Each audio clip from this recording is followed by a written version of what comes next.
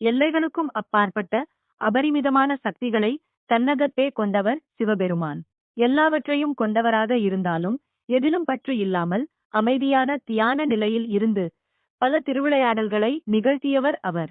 அந்த சிவபெருமானை பற்றியும் அவருடைய சக்திகளையும் அவர் நிகழ்த்திய திருவிளையாடல்களையும் சொல்வதே இந்த சிவபுராணம். புராணம் என்பது நம் முன்னோர்கள் எக்காலத்திலும் வாழும் மனிதர்களுக்காக அளித்த ஒரு வரப்பிரசாதம்.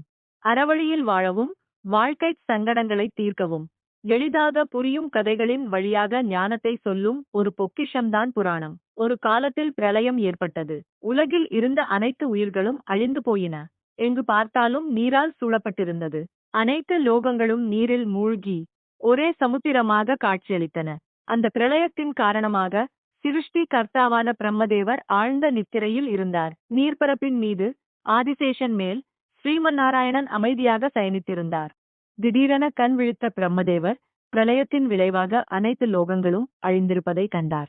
எல்லாவற்றையும் மறந்திருந்தாலும் நான் தான் சிருஷ்டி கர்த்தா என்ற நினைவு மட்டும் அவருக்குள் இருந்தது. மீண்டும் சிருஷ்டியை தொடங்க உதவி யாராவது உள்ளார்களா என்று பார்த்தபோது ஆனந்த நித்திரையில் இருந்த நாராயணனை அவர் கண்டார்.